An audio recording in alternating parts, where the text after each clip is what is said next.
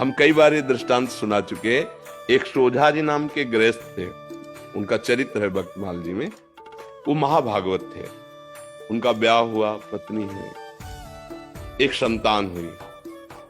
जब संतान हुई तो उनको, पत्नी को प्रसव पीड़ा में बहुत कष्ट होता है। उसका रोना चिल्लाना ये सब सुन करके जब प्रसव हो गया, बच्चा कुछ समय का हो गया, तो उनका जीवन में दोबारा मैं गर्भ धारण करने की चेष्टा नहीं करूंगा, क्योंकि बहुत कष्ट होता है। और अब मैं ऐसे संसार से विरक्त भाव में भजन करना चाहता हूं। अब नहीं। पत्नी से प्रार्थना की कि तुम्हारा पाणी ग्रहण किया है, इसलिए तुमसे हम अनुमति मांगते हैं, या हमारे साथ चलो।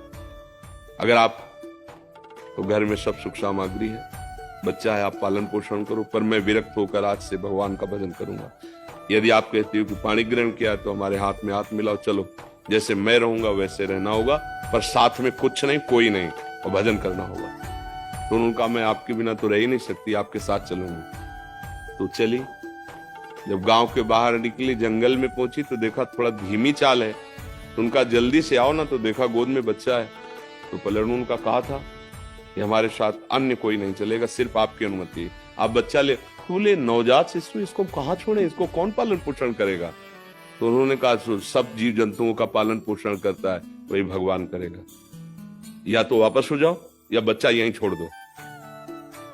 वो कैसे छोड़, उनका भगवान का भरोसा, छोड़ यहीं बच्चा या वापस जा। वो महाभागवत थे, पर पत्नी अपने पति को भगवान मानती थी, छोड़ दिया बच्चा वहां। 12 वर्ष तक भजन साधन, एकांत तीर्थों में भ्रमण। जब उन्होंने अपनी पत्नी की तरफ देखा तो उसको एकांत में बार बार क्या हुआ होगा मेरे बच्चे का। तो उनका, चलो आज तुम्हारे अंदर जो बार बार एक प्रश्न रहता है उसका उत्तर दिला देते हैं।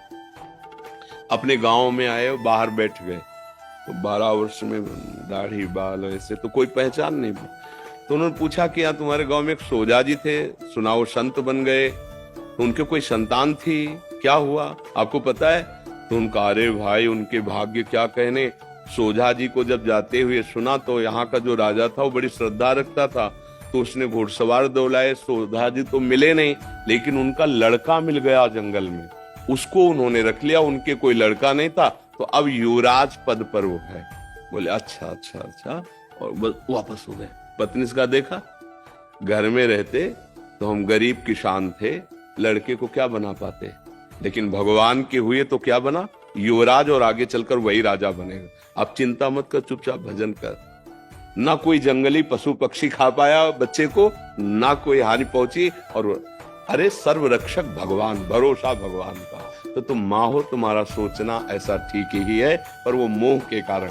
भगवान विश्व के माता पिता, तुमेव माता च पिता तुम, वो विश्व का पोषण कर रहे। देखो पशु पक्षियों का, कितने सुंदर सुंदर पक्षी, और जंगल में रहते हैं, हष्ट पुष्ट रहते हैं, कोई उनकी दवा करने वाला नहीं। रहीमन बहु भेषज करत, ब्याज न छाणत साथ, खग मृग बसत अरोग, हरि अनाथ के नाथ। उनकी कौन दवा करता है, कौन भोजन, सब हष्ट पुष्ट स्वस्थ। भगवान पूरे विश्व का भरण पोषण करते, आपकी संतान का भी भरण पोषण करेंगे। इस बात से डरो मत, भजन परायण रहो, जब तक श्वास है तब तक उनकी सेवा करते रहो।